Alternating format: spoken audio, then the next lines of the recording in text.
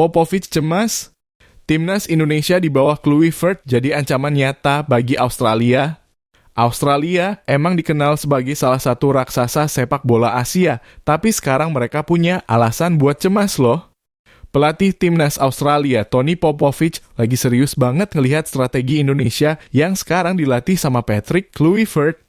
Dengan permainan yang semakin tajam dan mengancam, Timnas Indonesia sekarang jadi lawan yang nggak bisa dianggap remeh bahkan buat Australia. Jadi, kenapa sih Popovich sampai khawatir banget? Simak terus berita ini sampai habis. Gaya permainan menyerang yang susah dipecahkan yang pertama bikin Popovich pusing adalah gaya permainan menyerang yang dibawa Kluivert. Pelatih legendaris asal Belanda itu emang terkenal dengan filosofi menyerangnya dan itu langsung ngaruh besar ke cara main Indonesia. Sekarang, Timnas Indonesia tampil lebih agresif, penguasaan bola makin dominan dan serangan mereka lebih terstruktur rapi banget. Kluivert pengen Indonesia main lebih modern, fokus ke penguasaan bola dan manfaatin lebar lapangan buat bikin peluang. Popovich tentu sadar kalau gaya permainan kayak gini bisa jadi masalah buat Australia, apalagi kalau mereka nggak bisa ngontrol tempo pertandingan. Kluivert ngerti banget soal sepak bola. Indonesia sekarang main lebih terorganisir, serangan mereka jadi lebih berbahaya, kata Popovich. Serangan Indonesia yang makin tajam jelas jadi perhatian utama Popovich. Kecepatan dan kreativitas pemain Indonesia di bawah Kluivert, Indonesia punya kombinasi kecepatan dan kreativitas yang bikin lawan bingung. Pemain-pemain kayak Evan Dimas, Rachmat Irianto, dan Dimas Derajat tuh udah nggak bisa diprediksi deh. Mereka bisa menyerang dari berbagai sisi dan bikin peluang lewat umpan-umpan cepat yang mematikan banget. Popovich pasti tahu banget kalau Australia harus ekstra hati-hati sama serangan cepat Indonesia. Indonesia sekarang lebih bahaya, mereka bisa langsung ubah tempo dengan cepat. Kluivert ngajarin mereka main lebih kreatif dan itu yang bikin mereka susah diprediksi tambah Popovich. Pertahanan solid, tapi masih ada celah meski Indonesia sekarang lebih fokus ke serangan, Kluivert juga nggak lupa bangun pertahanan yang solid. Di belakang ada Jordi Amat dan Pratama Arhan yang siap ngadepin tekanan dari lawan. Tapi Popovich juga nyatet ada satu kelemahan yang bisa dimanfaatin, yaitu kadang Indonesia agak rentan sama bola-bola panjang atau serangan balik cepat.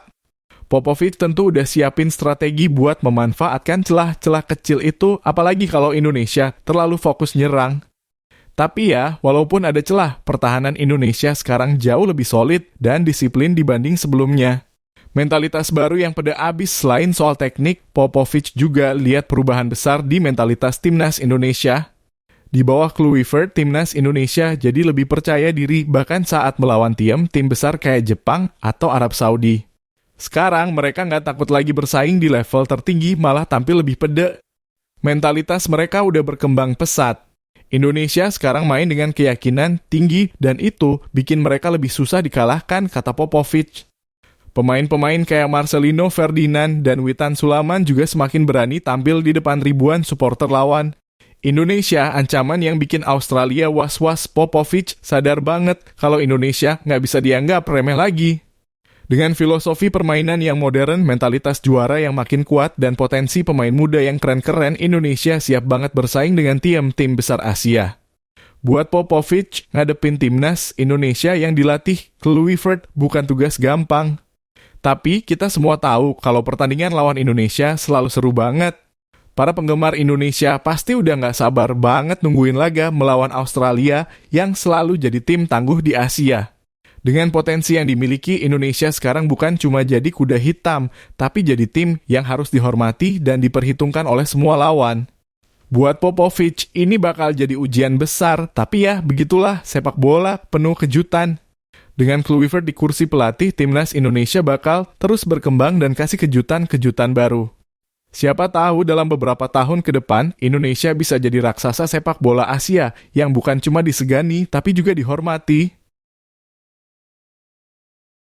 Absennya pemain andalan Australia di laga 20 Maret 2025 menjadi keuntungan atau malah jadi beban. Tanggal 20 Maret 2025 bakal jadi laga panas antara Timnas Indonesia dan Australia. Ini bakal jadi pertandingan seru yang pasti ditunggu banyak penggemar sepak bola. Tapi ada hal yang bikin laga ini jadi lebih menarik, yakni absennya beberapa pemain andalan Australia. Jadi, gimana dong jadinya Australia tanpa bintang-bintang mereka? Simak dulu nih. Siapa saja yang absen? Laga 20 Maret nanti bakal terasa sedikit beda buat Australia karena mereka nggak bisa main dengan beberapa pemain utama. Salah satunya adalah Aaron Mooy, gelandang veteran yang sering jadi otak serangan Australia. Mooy yang dikenal dengan penguasaan bola dan visi permainannya yang luar biasa bakal absen karena cedera. Selain itu, Matt Hurian, kiper utama yang sering jadi pahlawan di Premier League, juga dipastikan nggak bisa tampil.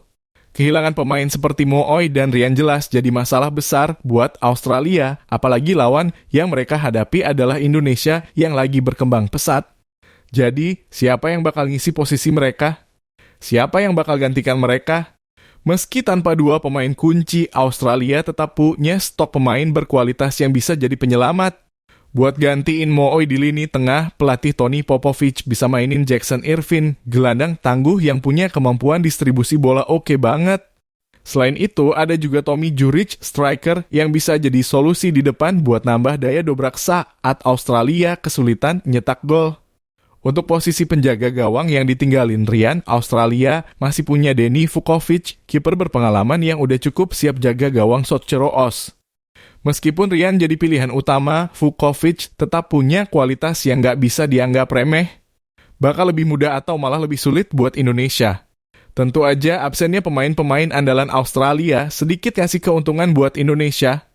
Pemain seperti Mooy dan Ryan emang penting banget dalam permainan Australia, jadi tanpa mereka, Australia bisa sedikit kesulitan.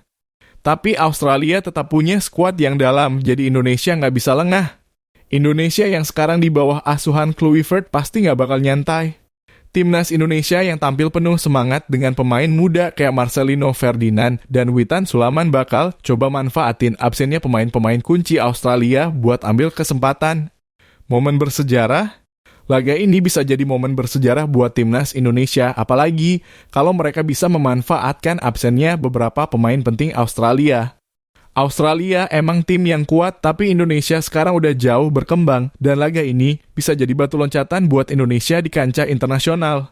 Siapa tahu Indonesia bisa menang besar dan makin pede buat lawan tim besar lainnya. Pokoknya apapun yang terjadi, pertandingan 20 Maret 2025 bakal seru banget.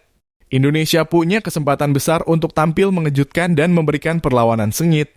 Penggemar Indonesia pasti udah gak sabar banget kan?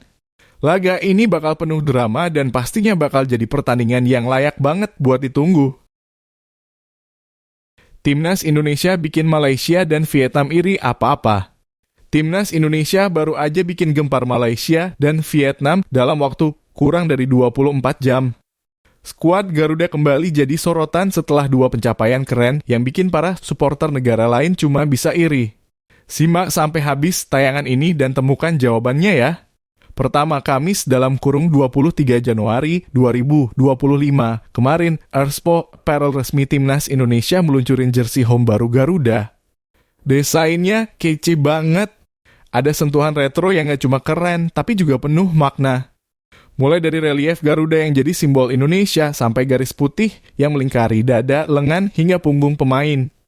Semuanya menggambarkan semangat bangsa Indonesia yang kuat, tangguh, dan penuh kebanggaan. Muhammad Sadat, pendiri Erspo, bilang bahwa jersey ini terinspirasi dari simbol-simbol warisan Indonesia seperti Garuda dan bunga Edelweiss. Kami ingin jersey ini nggak cuma mewakili pemain, tapi juga supporter yang selalu jadi bagian dari timnas, kata Sadat. Jersey baru ini nggak cuma disukai fans Indonesia loh. Supporter Malaysia di media sosial X sampai kasih nilai 9 dari 10 buat jersey ini. Padahal sebelumnya mereka kritik jersey baru Malaysia yang dirilis Puma dengan nilai cuma 3. Mereka bahkan penasaran mau beli ke Malaysia. Nice Erspo. 9/10 jus wow. Berapa RM ringgit kalau tukar duit Malaysia?